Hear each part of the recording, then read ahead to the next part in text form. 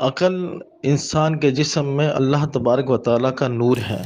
اللہ کی بڑی رحمت ہے، اللہ کی بہت بڑی نعمت ہے۔ لیکن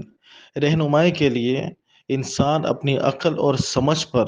کتنا بھروسہ کرے، کتنا اعتماد کرے، تو اس حوالے سے علماء امت نے یہ فرمایا ہے کہ انسان اپنی عقل اور سمجھ کے بجائے یہ دیکھے کہ قرآن نے کیا کہا،